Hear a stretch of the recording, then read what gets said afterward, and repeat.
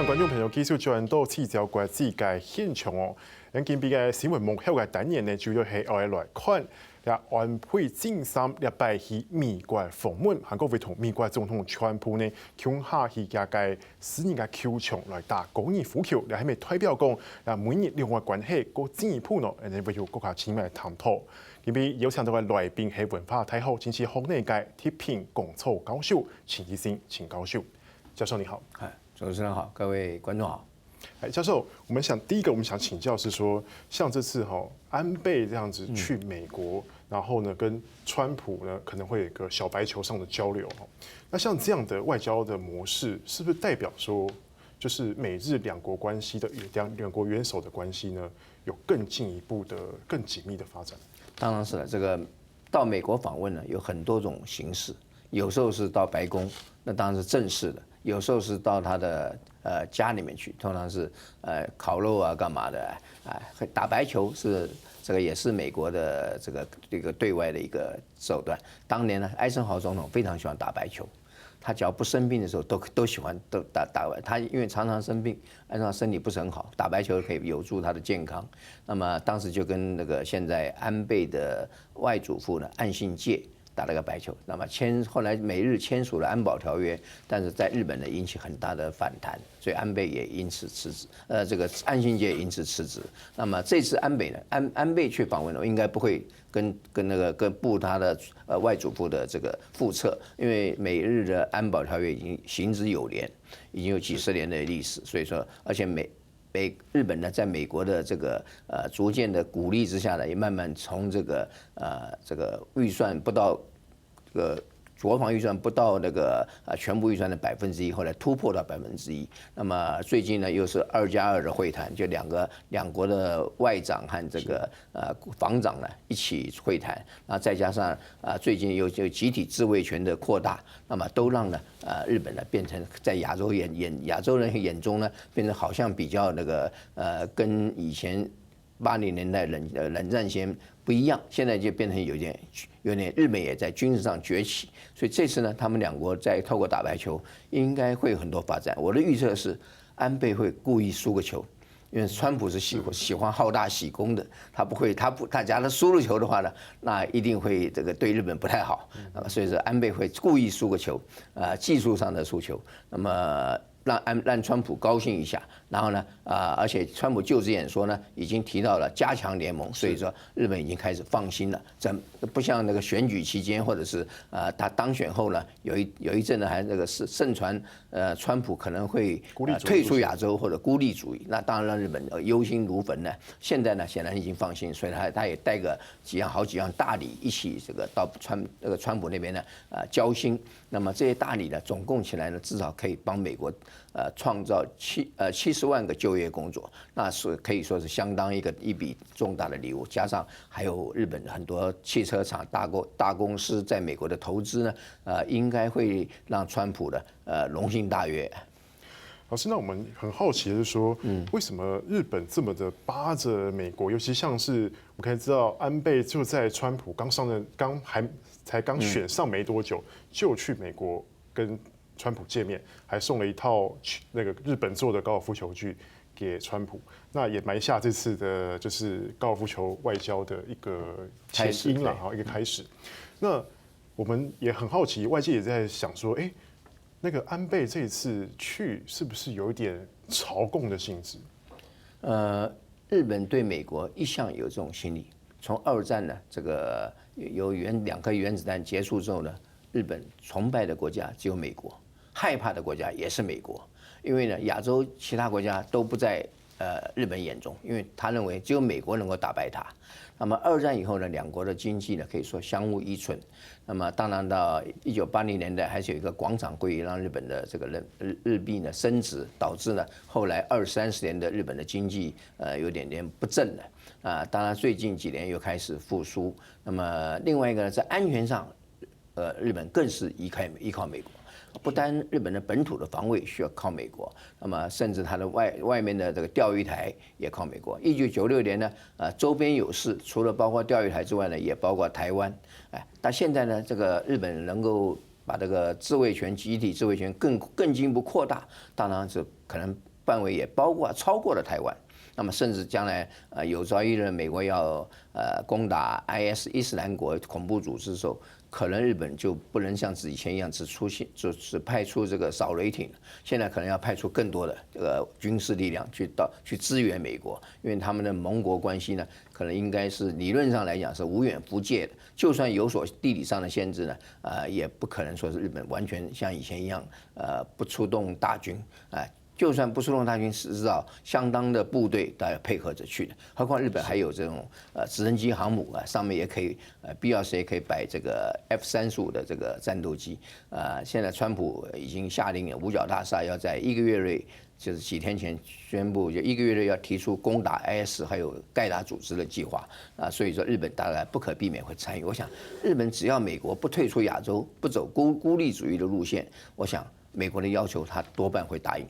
那是不是代表说，就是其实美国在决定推出 TPP 之后，其实曾经让日本非常的忧心。那日本也是除了跟美国在 TPP 的合作上面之外，它也没有其他的合作选项。TPP 现在看起来是好像已经是对亚洲很多国家、亚太很多国家呢 say goodbye 了。但事实上呢，我认为呢，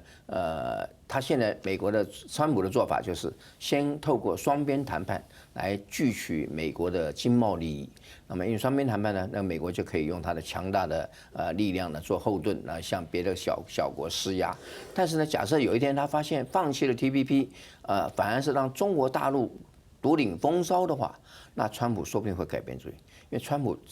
这个从就职以来，其实上已经出现了不少法家湾，不断的在调整政策。有些他是坚持要做到选举的承诺，有些则是不断的调整。比如选前说要日本增加军费，现在不提了，因为日本晓得增加军费是小事，只要美国不退出亚洲就是好，就可以什么都可以答应。那么韩国也是一样，那么过去呢说要韩国也增加军费，现在也不提了，好吗？以前说是北约好像没什么用了，现在也开始不提了。反正说北约是很重要的一个盟国组织。老师，那我们可以看到说，像这一次你刚刚有提到说美日安保，然后他虽然不要求日本要再增加他们的国防预算，但是也难免说日本在这之后可能会借此来去更多的参与。那他更参与，那不免来说，当然他的国防预算自然会增加。那对日本来讲，这会不会是也是一个很高的风险？因为日本最担心的是就是美国退出亚洲。只要美国表明不退出亚洲，包括就职演说的言论，包括这个马蒂斯国防部长的保证，我想日本已经开始放心了。至于增加一点国防经费，日本还承担得起。日本现在的经济呢，基本上是比20-30年前又好很多了。那么显然，虽然没有达到3支箭的这个效果了，但是日本经济还是在这个不错。虽然赶不上中国大陆，已经被中国大陆赶上，成为日本变成第3号经济体了。但是日本的经济基本上表现还是不错的。那么所以说他才有那么多能力去到处地球仪外交，推动地球仪外交，到处经援，到处提供一些这个对别的国家提供一些技术援助或者经济援助。那么所以说这些压力呢，对安倍来讲呢，应该是可以承受的，是可以虽然不能说是不可承受之重，但是我认为至少是它是可以变成一个可以承受的代价，这个是要付出的。而且呢，日本有了美国的这个保证之外，钓鱼台没问题。那么周边国家有事的话，日本也会配合美国，这双方是互利的。事实上呢，安倍第一次去的时候，我就觉得他太急了一点。实际上，美国也有求于日本，尤其将来南海可能会出现美日联合巡弋，甚至成立联合舰队都不是不可想象的事情。老师呢？你看，其实都是提到说，就是日本只希望说，美国只要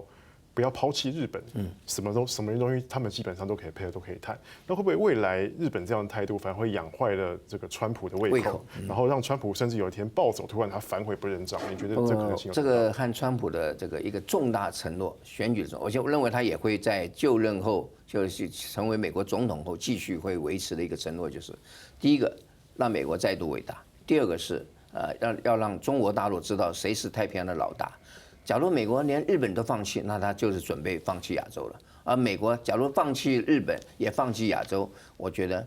美国的存在价值也会在世人眼中呢，受到很多怀疑。所以这也不是川普能够承受的。因为假如美国的地位下降，他怎么会这个做到他选举的一个承诺 “Make America Great Again”， 让美国再度伟大？何况呢，他连4年后的那个连任的这个口号都讲好了 “Keep America Great”， 让美国继续伟大。所以他假如做出这种背弃日本的事情的话，不单呢，不要说背弃日本，背弃台湾，他都可能会承受到很大的压力。那么当然，台湾是比较小，不像日本有足够的筹码能够保卫自己。我们的话，当然更要这个针对呢所有的变动中的国际形势呢，做出正确的一个判断，做出正确的选择，不要好像是做出一些让美国可能抛弃台湾的动作，那个就不是我们能够承受得了的。老师，那我们另外来看，就是美国在亚洲另外一个重要盟邦南韩。那就是之前呢，他国防部长马提斯就是访日韩嘛，他是20年来第一个首先以南韩为首战的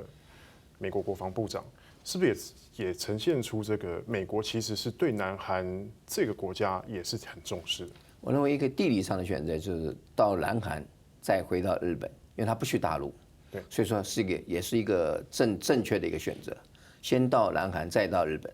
地理上不会浪费时间。第二个选择是那边北韩呢，还是蠢蠢欲动。尽管北韩是一直在玩战争边缘游戏，但我认为呢，到那边去也这个声援南韩，警告北韩，不准使用核武器，否则美国将会严厉的报复让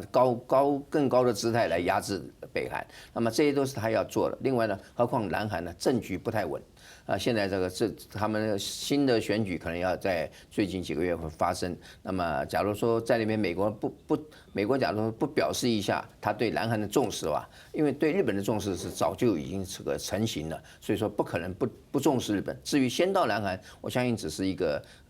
这个顺道吗？顺路不是顺路，一个是顺路，另外一个方面就是说我重视一下南韩，也不会减损到好像不重视日本，不会让这个日本有这种感觉就可以了。何况呢，安倍他还要他马上就要访问美国了，就是现在已经在飞机上。那么就台北时间呢，11号呢，大概中午，大概他们就会跟川普见面，就会开始打小白球。所以说日本也不会因此而吃味。所以说南韩呢是需要加把劲的，因为南韩还要部署萨德，那个萨德的系统呢一部署呢是非常重视。所以你可以看到马蒂斯跟北韩讲话好像是在唱双簧，一方面说你不可以玩核子武器，不可以玩飞弹，那一方面其实我是要你继续玩，继续做，我才能够部署萨德。假如北韩不配合的话，那美国和南韩呢没辙了。所以为什么北韩那么愿意配合呢？就是因为他乐见呢他的老大哥那个中国大陆了被美国看光光。因为萨德系统重要的地方是它有后面的高波段雷达，能够看到所有的这个中国大陆95%甚至99%的这个军事基地还有军事活动。谢老师。两下呢，在上半场呢了解到咧，川普对东北亚嘅补救啊，下半场繼續來看川普對上係北約韓日以色列嘅盟邦呢，佢哋嘅態度嘅改變，你可以下繼續來關注。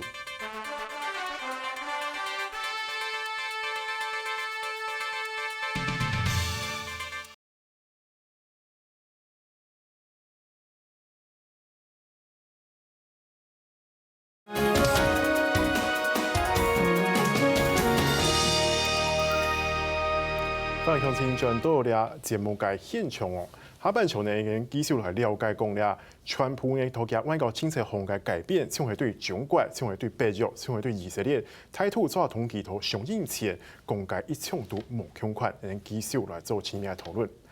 老師，我們現在關注到就是說，剛才講的日本、韓國，那美國跟這美日韓3個盟邦，那大家眉來眼去，中國當然看得有點吃味，甚至有點不爽。那應該來說，就是川普在上任之前，甚至說中國搶了美國工作，然後也對一中的原則也說也不一定要遵守，然後也甚至對中國有批評，甚至這次的過年連個電話都沒打，也電話都沒打給祝賀。那川普跟了這麼多其他國家元首都已經有通過電話，就唯獨中國沒有。老師，那你怎麼看？我想川普的很多做法呢，就是策略性的一個安排。他故意不在这个他就任后呢，就急着打电话给中国大陆，让中国大陆呢有点心慌慌。那么这个是就会这就是造成谈判的压力。何况呢，这个在普博斯白宫幕僚长就职以前，他就扮演一个缓夹的一个功能，就是跟中国大陆讲说，只要大陆愿意跟美国坐在谈判桌谈经贸问题，美国也不一定要去挑战这个一中政策。那这个讯息就很明显了。那更何况呢？在去年12月初的时候呢，中国大陆派了国务委员杨洁篪到川普大楼，跟内定的国安顾问呢，弗莱恩见面。那么大家他们两边已经把很多议题都规划好了。尽管呢，川普好像是要挑战一中样的，直接把心脏戳到这个中国大陆最敏感的那个部位，戳到他的心脏。但是呢，你可以看到他慢慢一步步又调整回来了。而且基本上虽然没有完全符合中国大陆所说的这个习近平所说的这个新型大国关系，或者是中美两国一定要合作，但是基本上的气氛已经是营造出合作。更何况呢，在这个就是中国大使馆在美国的那个崔天凯大使啊，他办了一个春节的一个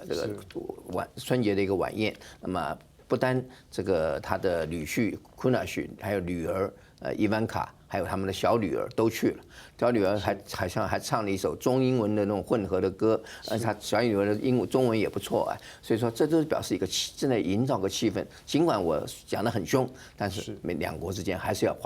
对谈。在这个上这个节目之前，我曾经在接受一个访问说，哪一天看到川普跟习近平握手言欢，大家也不需要太惊讶，因为这是必然的发展。现在看起来果然是朝那个方面更迈进了一步。现在是透过信件啊，为什么他不用这个别的方式呢？我想，第一，他有很多事情需要更研究，因为中国大陆毕竟是美国最强的对手，所以要比较谨慎一点来。一方面是更谨慎，一方面因为中国大陆也是非常一个大的一个国家，现在它的地位已经超过远远在这个冷战期间的苏联。那么现在它的大国地位已经确定，而且是世界上第2大经济体，有很多问题需要好好的谨慎来谈。所以其他国家问题都是比较单一或者比较少一点的，跟英国问题稍微复杂一点。那么其他像墨西哥呢，就是盖不盖高墙的问题了，要不要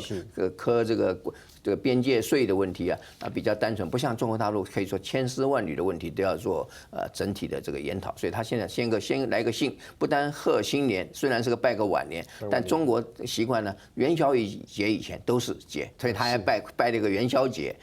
都是过年嘛。那么所以说这里面呢可以看清楚，川普的这个法家湾的这次是相当大，看起来好像美中几乎按照那个策略长的白宫策略长的说法，好像要大战了，5年10年之内就要准备战争了。但现在看起来，不单战争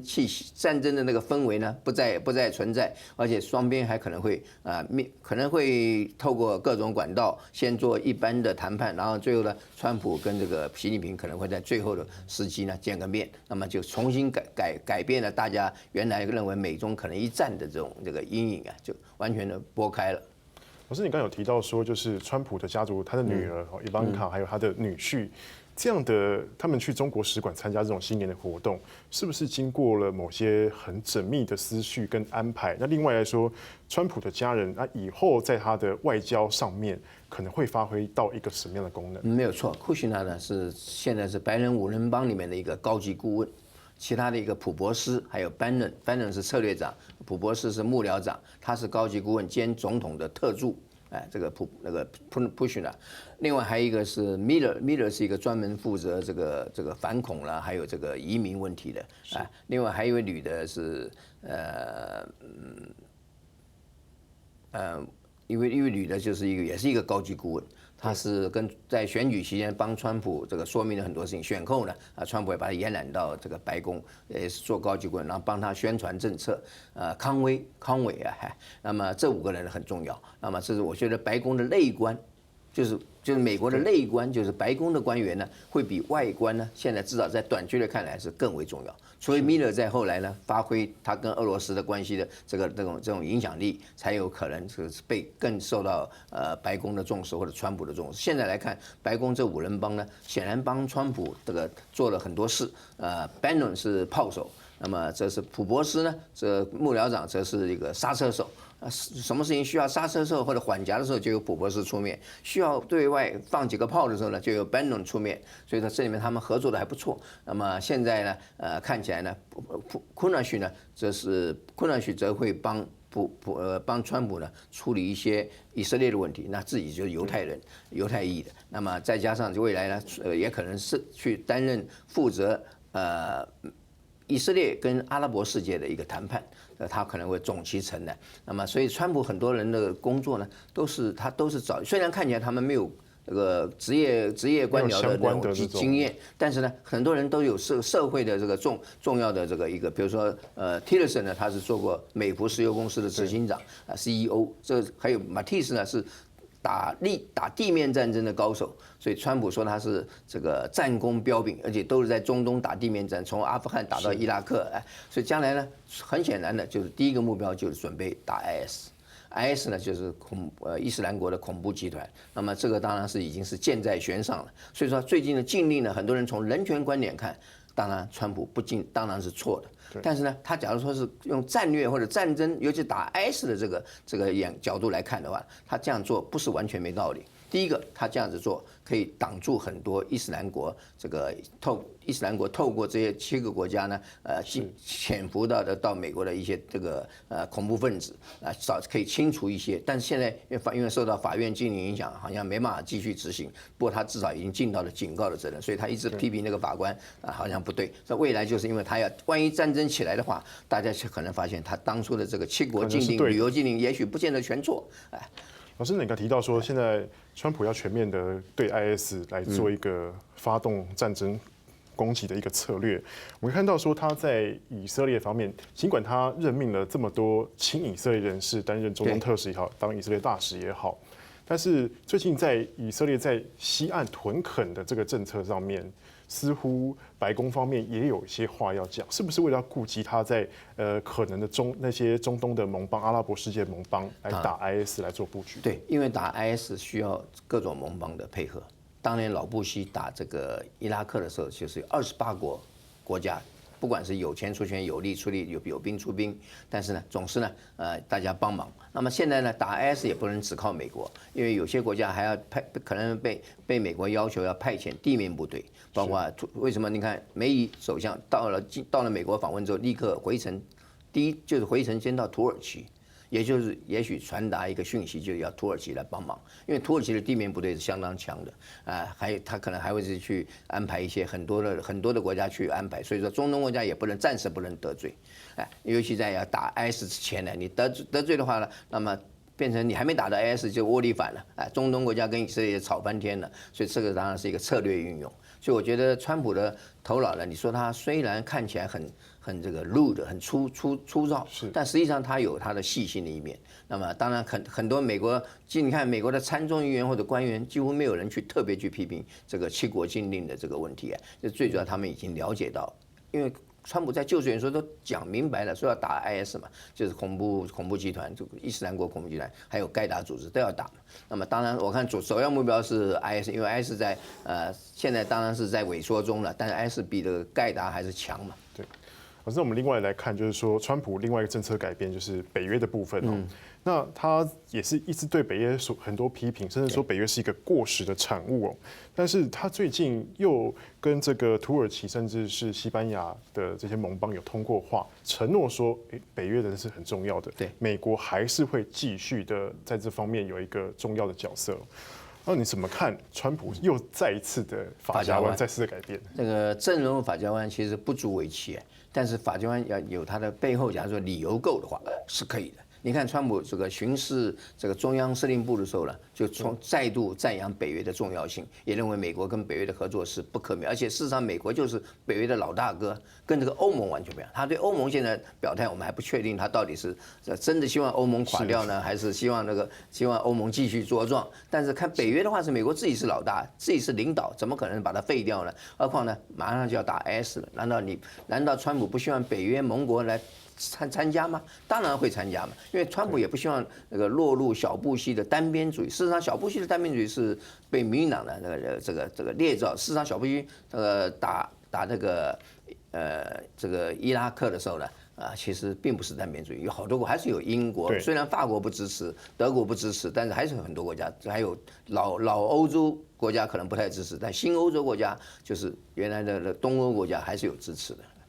不过它后面有一个弹书，就是希望说北约国家也能够提升自己的国防预算。现在我们看到28国里面只有6国有达到目标，没错，这个达标就2%。GDP 不是3%，对台湾它的要求3%。GDP 哎，那么我们一直也没做到。那么美国说你这样你没有做到，我们买你武器你也没钱了。但是我们的答复就是说，你真的要买好武器给我们，我们一定可以透过行政部的特别预算